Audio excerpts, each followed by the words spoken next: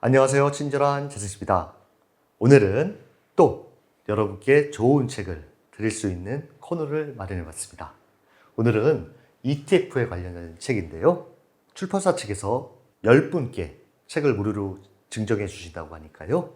영상 아래 응모 이벤트 꼭 참여해 주셔서 좋은 책 당첨되시길 바랍니다. 이 책은요. 총 6개 챕터로 되어 있는데요. 왜 ETF인가? ETF 투자 기초부터 탄탄히 어떤 ETF를 사야 할까? 수익을 높이는 ETF 매매 전략. ETF에 대한 가장 기초적인 내용부터 매매 전략까지 아주 쉽게 소개하는 책이라 할 수 있겠습니다. 제가 이 모든 내용을 여러분께 말씀드리지는 못하고요. 제가 오늘 책 내용을 가져온 곳은 총 이와 같이 6개에 대해서 하나둘 소개해 드리도록 하겠습니다. 먼저 첫 번째, ETF 이름에 담긴 비밀. 알쏭달쏭 ETF 이름의 뜻이라고 아주 쉽게 써놨는데요. 총 3가지로 이렇게 분리해서 설명을 하고 있습니다. 1은 자산운용사 고유의 ETF 브랜드, 2는 추적지수와 전략, 3은 기타라고 표시하면서 설명을 하고 있는데요. 첫 번째, 맨 앞에 나오는 자산운용사 고유의 ETF 브랜드는 이렇게 영문으로 나와 있지만 코덱스라는 거는 삼성자산운용, 타이거라는 거는 미래에셋자산운용, 뭐 이렇게 표시가 되는 것이고요. 해외 같은 경우에는 뱅가드, 블랙롤 이와 같이 자산운용사가 표시되는 것이 가장 맨 앞에 위치를 하고요. 두 번째는 추종지수와 전략입니다. 예를 들어 코덱스 200이라는 것은 이거는 자산운용상 이 200이라는 뜻은 코스피 200을 추정한다라는 뜻이고요. KB스타 비메모리 반도체 액티브라는 것은 비메모리 반도체 지수를 추정하는 액티브형 ETF라는 뜻입니다. 마지막으로 코덱스 코스닥 150 레버리지라는 것은 코스닥 150을 추정하는 레버리지 ETF라는 뜻입니다. 레버리지라는 거 아시죠? 지렛대. 1% 올랐을 때 2% 수익을 주는, 2배 수익을 주는 ETF라는 이야기입니다. 그 다음 보시면 3기타입니다. 3개로 나눠지는데요. 합성, 해지, TR입니다. 합성이라는 것은 일반적으로 ETF는 종목의 묶음을 만들어서 그걸 추정하게 되어 있는데 이거는 그렇지 않고 다른 증권사와 계약을 맺고 목표 지수의 수익률을 받는 대가로 비용을 지불하는데 이를 합성 ETF라고 한다. 좀 말이 어렵죠? 이렇게 생각하시면 됩니다. 종목을 다 묶는 것이 아니라 목표 지수의 수익률을 쫓아가는 ETF다. 이와 같은 합성 ETF는 수수료가 비싼 경우도 있기 때문에 수수료가 어떤지 꼭 체크해야 합니다. 그 다음은 해지인데요. 해지는 보통 끝에 가로 H 가로 이렇게 표시를 합니다. 이거는 환해지를 한다라는 이야기고요. 그 다음에 TR, 토탈 리턴이라고 되어 있는데 ETF는 1년에 여러 번 분배급이라고 우리가 아는 배당금 같은 거를 투자자에게 줍니다. 근데 이 TR이라는 것은 이 분배금을 ETF 보유자에게 돌려주지 않고 재투자하는 방식으로 복리 효과를 극대화시키는 ETF를 TR이라고 합니다. 아, 나는 분배금, 배당금 받기 싫어. 그 재투자해서 수익을 극대화할래. 여기에 어울리는 ETF라 할 수 있겠습니다. 보시면 코스프 인도 니프티 50 합성 이렇게 나오면 이렇게 해석하면 됩니다. 코스프는요 자산운용사 브랜드인데 키움자산운용입니다. 그리고 인도 니프티 50이라는 지수를 추정하고 그리고 합성이다. 이 지수의 수익률을 대가로 받는다. 이렇게 생각하시면 되고요. 코덱스 미국 S&P 500 H다. 그러면 삼성자산운용에서 운용하고 미국 S&P 500 지수를 추정하며 환해지를 한다. 이렇게 보시면 되고 그 다음에 에이스 200 TR이라는 것은 한국투자신탁운용에서 운용하는 것으로 200, 코스피 200을 추정하고 재투자하는 ETF다. 이렇게 이름만으로 어떤 데 투자하고 누가 운영을 하고 환해지를 하는지 재투자를 하는지 알 수가 있습니다. 그 다음은요. 괴리율과 순자산 가치 좀 어려운 말이 나오는데요. 저자께서는 괴리율을 확인하고 사는 습관을 기르는 것이 좋다라고 이야기를 하고 있어요. 이거는 네이버 증권에서 제공하는 코덱스 200 순자산 가치 추이 자료인데요. 여기 보시면 순자산 가치가 있고 ETF 종가가 있고 옆에 괴리율이라는 게 퍼센테이지로 나와 있어요. 괴리율이란 펀드의 순자산 가치와 ETF 종가 차이를 퍼센트로 표현한 것으로 이와 같은 수식을 갖고 있는데요. 좀 많이 어렵죠? 이걸 쉽게 설명드리면 다음과 같습니다. 순자산 가치, 나부라고도 하는데요. 이거는 ETF의 실제 가격입니다. 그리고 여기 보면 ETF 종가라고 나와 있는데 아니면 장중의 현재가는 시장 가격이에요. 현재 매매되고 있는 시장 가격. 이 차이를 퍼센테이지로 표현한 것이라 할 수 있겠습니다. ETF는 해당 기초자산에 거의 복제하듯이 비슷한 수익률을 추구하는 게 목적인데요. 실제적으로 매매할 때는 실제 가격보다 높아지기도 하고 낮아지기도 한다. 그 차이가 괴리율이다. 이렇게 생각하시면 될 것 같아요. 그래서 괴리율이 왜 중요하냐? 보시면 ETF를 매입하는 타이밍을 결정할 때 조금이라도 저렴한 가격에 사고자 한다면 괴리율이 마이너스일 때 사는 것이 좋다. 이게 무슨 이야기냐면 제가 쉽게 설명드릴게요. 책에서는 괴리율이 크다는 것, 플러스라는 것은 시장 가격, 우리가 매매하는 뭐 종가라든가 현재가가 순자산 가치, 실제 가격, ETF 실제 가격보다 크다. 그러니까 이거는 고평가 상태니까 이때 사는 거는 약간 불리하다. 반대로 괴리율이 마이너스 상태라는 것은 현재가 아니면 종가, 시장 가격이 ETF 실제 가격보다 낮기 때문에 저평가 상태다. 이게 무슨 말이냐면요. 보시면 여기 ETF 실제 가격이 1000이에요. 근데 실제로 매매할 때는 이게 990원이 되기도 하고 1010원이 되기도 해요. 이 차이가 괴리율입니다. 결국 계속 매매는 되지만 이 실제 가격을 천천히 쫓아가는 모습을 보이기 때문에 이 괴리율이 마이너스일 때 사는 게 좀 더 싼 가격에 살 수 있다라고 이야기할 수 있겠습니다. 이거를 좀 더 자세히 정리해보면 다음과 같은데요. 국가지수나 업종지수 등을 추정한 ETF의 경우에는 괴리율이 안정적이에요. 이게 좁아요. 좁기 때문에 크게 벌어지는 경우가 흔하지 않아서 뭐 큰 문제는 아니지만 레버리지 ETF, 원유선물 ETF 등 파생형 ETF는 기초 상품이 갑자기 큰 폭 상승하거나 큰 폭 하락하는 경우에는 괴리율이 크게 발생할 수가 있어요. 예를 들어서 원유가가 폭등을 했어요. 10%나 폭등을 했어요. 그러면 시장에 ETF를 사고 파는 사람들은 서로 사자고 하면 괴리율이 이 ETF 실제 가격보다 큰 폭 오르면서 플러스로 나올 수도 있으니 이럴 때는 기다렸다가 다시 좁혀지거나 마이너스가 될 때 사는 것이 더 유리하다. 싸게 살 수 있다는 이야기입니다. 그 다음은요. 해외 상장 ETF, 국내 상장 ETF. 수익금과 세율에 따라 달라지는 수익률입니다.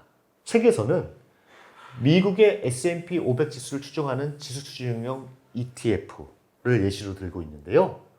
국내에 상장한 타이거 미국 S&P 500과 미국 증시에 상장된 ETF 우리 많이 들어봤을 겁니다. 스파이라고 SPY와 둘 다 투자를 했을 때 두 ETF의 거래 수수료 운용 보수가 뭐 똑같고 똑같은 금액으로 똑같은 수익률을 회수한다는 가정하에 쉽게 설명하고 있습니다. 예를 들어 A군이 4천만 원을 투자해서 수익률이 15%가 났을 때 보시면 이거는 국내에 상장된 해외 ETF고 이거는 해외에 상장된 ETF입니다. 근데 보시면 매매 차익 세율이 다릅니다. 국내 상장 ETF는 15.4 그리고 해외에 상장된 ETF는 250만 원까지는 비과세지만 그 이상의 수익을 냈을 때는 22%의 양도소득세가 붙는다는 것인데요. 보시면 똑같은 수익을 600만 원씩 내도 세금의 차이가 있는 것이 보입니다. 보시면 이렇게 국내 상장 ETF가 더 세금을 많이 내고 실질적으로 받는 수익은 해외 상장 ETF가 이럴 경우에는 더 많다. 이렇게 보시면 되고요. 그 다음, 이번에는 B양이 수익률이 30% 나왔어요. 4천만 원 투자해서. 어떤 차이가 나는지 한번 말씀드리자면 세전 수익금은 1,200만 원이 되고요. 세금을 보면 해외 상장 ETF가 훨씬 많이 내고 실제 세후 수익금은 그렇기 때문에 국내 상장 ETF가 많이 받게 되는 차이를 발생합니다. 그래서 저자께서는 이와 같은 이야기합니다. 같은 기초자산을 투자하는 해외 상장 ETF와 국내 상장 ETF의 선택의 경우에는 내가 투자할 자본, 투자 규모, 그리고 연간 예상되는 수익금을 고려해서 더 이득이 되는 것을 선택하는 것이 좋다.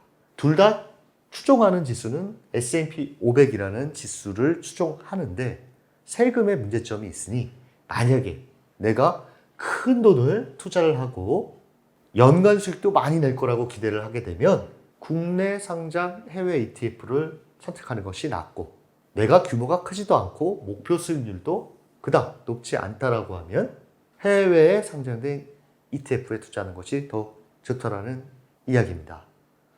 그렇다면 해외 상장 ETF에 투자하더라도 세금을 덜 낼 수 있는 방법에 대해서 알려주고 있는데요.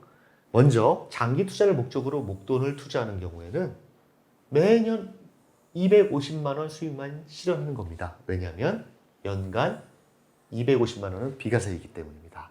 그리고 손실 중인 종목이 있다면 절세를 위해 연말에 일부 매도하고 그 종목을 다시 재매수하는 것이 유리하다.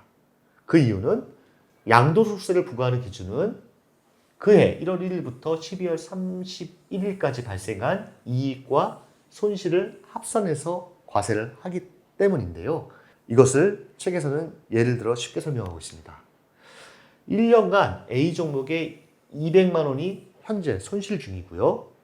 B 종목에서는 600만 원의 수익을 실현한 상태입니다. 이랬을 때 어떤 것이 좋은지 설명하고 있는데요. 만약 손실 중인 A 종목을 12월에 매도를 하게 되면 손실과 수익을 합산하기 때문에 손익의 합은 400만 원이 되고 비과세 250만 원, 과세되는 금액은 150만 원으로 세금은 33만 원만 내게 됩니다. 근데 손실적인 종목을 내년에도 가져갈래? 라고 하면 이거는 손실을 실현하지 않았기 때문에 손익이합이 600만 원이 되고 비과세 250만 원을 제하게 되면 과세는 350만 원이 돼서 세금이 한 40만 원 정도가 더 많이 내서 실질적으로 받는 돈이 적어진다는 이야기입니다. 어떤 것이 더 유리할까요? 정리해보면 이와 같습니다. 주가가 지지부진한 종목은 연내에 과감히 손절매하는 것이 절세에 유리합니다. 만일 A 종목을 포트폴리오에서 계속 담고 싶다면 해가 바뀐 다음에 다시 매수하면 된다. 팔고 다시 그 가격에 매수하면 된다. 이것이 더 세금을 절약하는 합리적인 전략이다 라고 책에서는 말하고 있고요. 또 한 가지는 결제일 기준이기 때문에 12월 31일 전에는 결제가 되어야 합산된다. 기한에 걸리지 않게 해외 주식은 넉넉하게 한 주 전쯤에 매도를 마치는 것이 더 좋다라는 팁을 주고 있습니다. 세금을 절약하는 아주 좋은 팁입니다. 그 다음은요. 어떤 ETF를 사야 될까? 총 11가지에 대해서 이야기를 하고 있는데 제가 다 설명을 못 드리고 워렌 버핏이 추천하는 지수 추종 ETF와 금리 정점기에 유효한 ETF에 대해서 소개해 드리겠습니다. 먼저 워렌 버핏이 추천하는 지수 추종 ETF는요. 워렌 버핏은 이와 같은 말을 했다라고 합니다. 내가 죽으면 전 재산의 90%는 S&P 500을 추종하는 인덱스 펀드에 10%는 채권에 투자하라고 했다라고 합니다. 왜 그랬을까요? 보시면 알 것입니다. 20년 동안 딱 2번 마이너스를 기록한 스파이 S&P 500을 추종하는 ETF입니다. 10년간의 인덱스 펀드와 헤지 펀드 수익률을 비교한 것이 나와 있는데요. 보시면 공격적으로 운영하는 헤지 펀드가 가장 높은 수익률을 올린 것은 87.7%고 평균은 36.3%밖에 안 됩니다. 근데 S&P 500 인덱스 시장에 그냥 투자하게 됐을 때는 125.8%라는 수익률이 10년간 나왔습니다. 평균에 거의 4배 가까운 수익률을 보였다는 점에서 워렌 버핏은 이런 헤지 펀드보다 지수에 투자하는 것이 훨씬 유리하다고 말을 하고 있는 것입니다. 이 차트는 S&P 500 지수의 20년간 차트인데요. 중간에 굴곡은 있지만 결국 우상향으로 계속 가는 모습을 보이고 있습니다. 그 다음은요. 금리 정점기에 유용한 ETF인데요. 이 차트는 TLT, 20년물 미 국채를 담은 ETF고요. 요 빨간 요선은 미국의 기준금리입니다. 우리가 국채 ETF를 투자할 때 알아야 될 것이 있는데 그것은 채권 수익률과 가격의 관계입니다. 역상관계라고 생각하시면 되는데요. 채권 수익률이 올라가면 가격은 내려가고 채권 수익률이 내려가면 가격은 올라갑니다. 이와 같은 관계를 가지고 있는데요. 보시면 과거 금리가 정점에 이르렀던 2019년을 기점으로 주가가 급격하게 상승 시작했다. 그것이 여기입니다. 보시면 기준금리를 계속 올리다가 더 이상 올리지 않는 정점에 이뤘을 때 이 채권 가격은 상승한다. 채권 수익률은 하락한다는 이야기죠. 두 번째는 실질적으로 금리가 인하되기 시작한 시점부터 약 6개월 동안 이 채권 ETF는 30% 이상 수익률을 기록했다. 이 부분이 바로 여기입니다. 급격하게 상승하고 기준금리를 내리기 시작하는 이 시점에서는 수익률이 30% 이상이 낮다. 반대로 기준금리가 인상하는 구간에서 TLT를 보유했다면 손실률이 컸다. 보시면 여기입니다. 기준금리를 계속 인상하면 채권 수익률은 올라가고 그리고 가격은 내려앉기 때문에 이때는 손실을 본다. 이것을 정리해보면 다음과 같습니다. 보시면 만일 금리 인상이 정점에 다다랐다는 시도가 보이면 즉 금리 인상 기대치가 꺾이기 시작하면 역발상 투자로 장기 채권도 선택지에 놓고 고려해보기 바란다. 이 이야기는 올해 말이나 내년 초에 우리는 금리 정점기에 있습니다. 이게 어느 정도 길게 유지될지는 모르겠지만 결국 금리를 내리기 시작하는 시점, 더 이상 올리지 않을 거라는 시점에서는 채권, ETF 투자도 많은 수익을 안겨줄 수 있다. 그 다음은요. 투자 성향에 따라 달라지는 포트폴리오인데요. 책에서는 내 투자 성향은 지피지기면 100점 100승이라는 말을 하면서 두 개의 설문 문항을 제시하고 있습니다.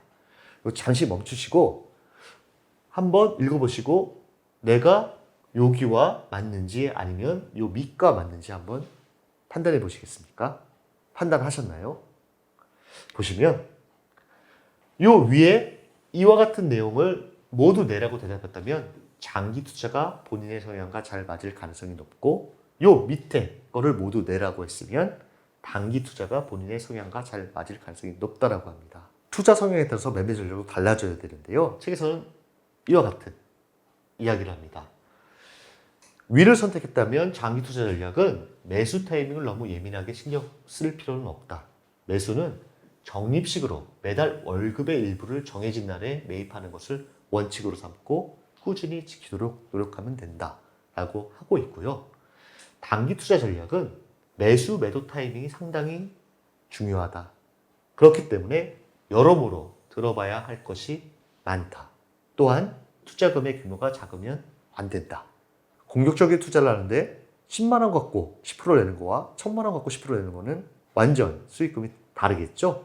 그렇기 때문에 한 번에 적어도 500만 원 이상 매입할 여력이 있을 때 단기 투자를 시도하는 것이 좋다고 이야기를 하고 있습니다.